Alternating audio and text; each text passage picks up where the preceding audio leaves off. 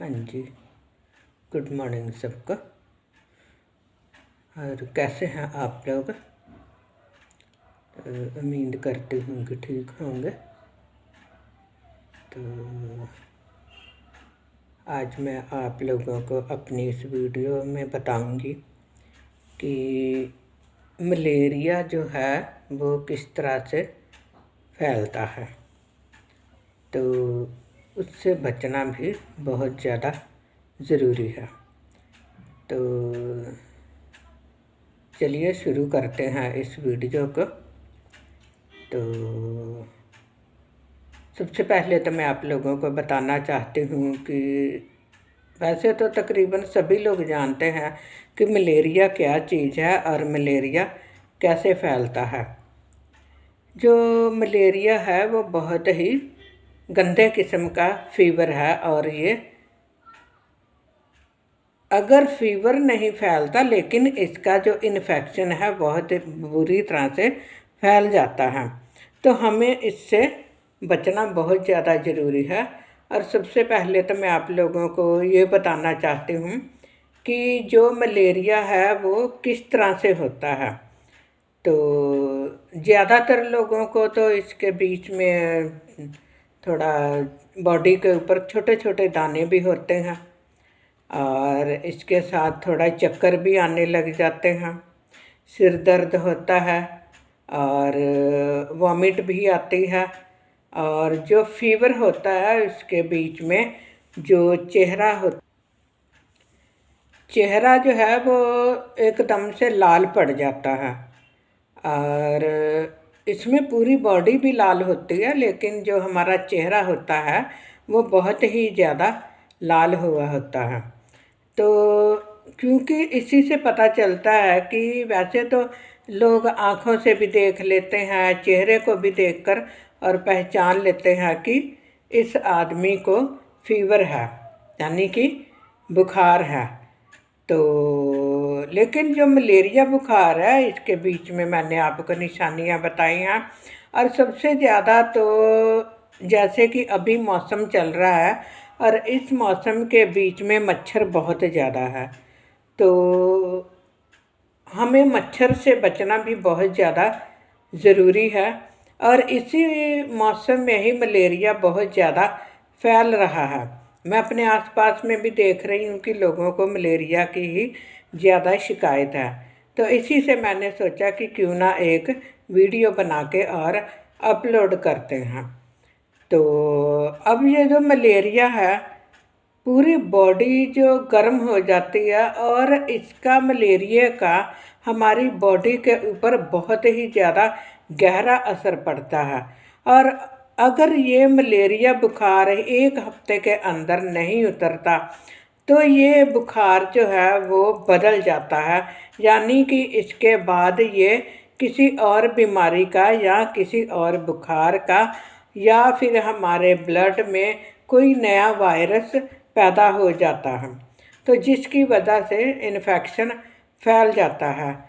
तो इससे बचने के लिए मैं आप लोगों को एक बहुत ही ज़रूरी ट्रिक बताऊंगी।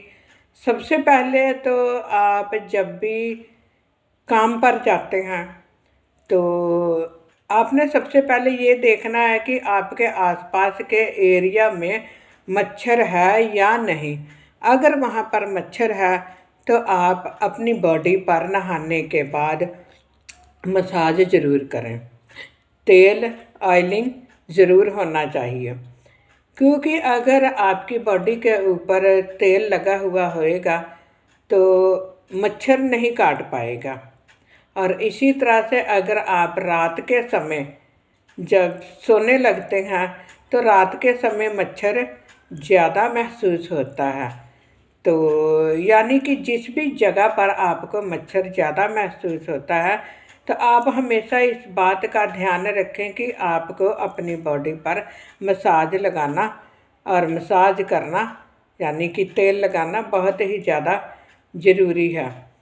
तो इसके लिए मैं आपको सबसे ज़्यादा ज़रूरी उपाय इससे बचने के लिए ये बताना चाहती हूँ कि सबसे पहले तो इसके लिए ओडोमॉस एक ट्यूब है वो इस्तेमाल की जाती थी। तो अभी भी बहुत से लोग इस्तेमाल करते हैं, तो वही आप रात को इस्तेमाल कर सकते हैं। बाकी ऑल आउट वगैरह तो तकरीबन सबके घर में होती ही है। और यानी कि और भी आजकल तो बहुत ज़्यादा टेक्नोलॉजी जो है वो आगे बढ़ चुकी है, सब कुछ आजकल अपने घरों में उपस्थित होता है। तो इसके बारे में थोड़ी सी और नॉलेज देना चाहती हूँ कि आपका जो फ्रिज है, फ्रिज के बीच में भी आपने ध्यान रखना है कि जो भी हरी सब्जियाँ आप लोग रखते हैं, उन हरी सब्जियों को कभी भी आप ऐसे ही खुला ना रखें और उनको हमेशा बर्तन के बीच में ढककर फिर आप फ्रिज में रखिए, क्योंकि इस बात से बहुत लोग अनजान हैं। और बाहर भी जहाँ भी गीलापन है वहाँ पर भी आप इस बात का ध्यान रखें, वहाँ पर सूखा होना बहुत ज़्यादा ज़रूरी है। और ज़्यादातर देखा जाए तो हमारे किचन में मच्छर बहुत ज़्यादा होता है सिंक के पास। तो आप वहाँ पर अपनी फ़िनाइल की गोली होती है, आप उसको वहाँ पर सिंक के बीच में छोड़ सकते हैं, उसको रख दीजिए। तो उसके साथ भी स्मेल आएगी, तो अगर स्मेल आएगी तो मच्छर से आपका बचाव हो सकता है। और हो सके तो आप किचन में भी एक ऑल आउट या मच्छर के लिए जो कुछ भी आपके पास उपस्थित है, आप उस चीज़ को वहाँ पर इस्तेमाल कीजिए।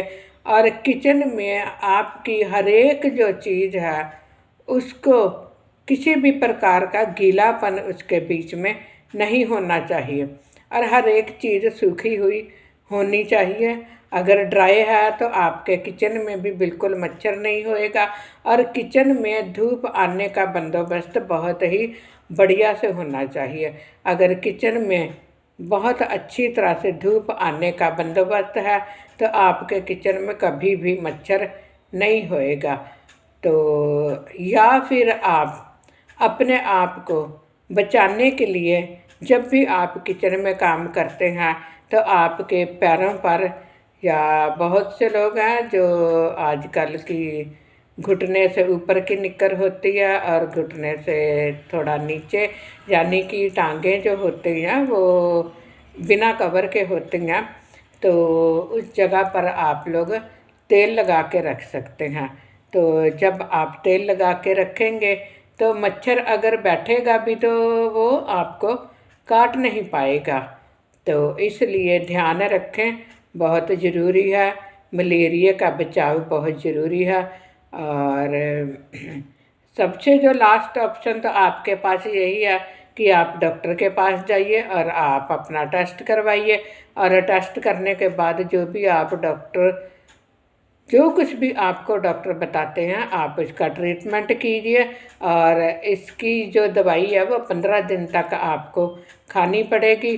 और अगर आप 15 दिन दवाई नहीं खाते और अगर आपको लगता है कि हाँ भी अभी मैं ठीक हूँ और 15 दिन से पहले आप दवाई बंद कर देते हैं, इसका कोर्स होता है, तो अगर आप दवाई बंद कर देते हैं तो आपको फिर से दोबारा मलेरिया पकड़ सकता है, या फिर उससे भी डबल बीमारी बढ़ सकती है। तो इसलिए आप अपना ध्यान रखें और इस वीडियो को ज़्यादा से ज़्यादा शेयर करें। तो अगली वीडियो में मैं फिर से आपको मिलती हूँ। मेरे पास बहुत कुछ है और मैं चाहती हूँ कि आप लोगों को हर बात के लिए नॉलेज दूँ। और इस वीडियो का नोटिफिकेशन बटन ज़रूर दबाइए, सब्सक्राइब कीजिए। अगर आपको ये वीडियो बहुत अच्छी लगी है तो आप इसको लाइक कीजिए। थैंक यू, धन्यवाद।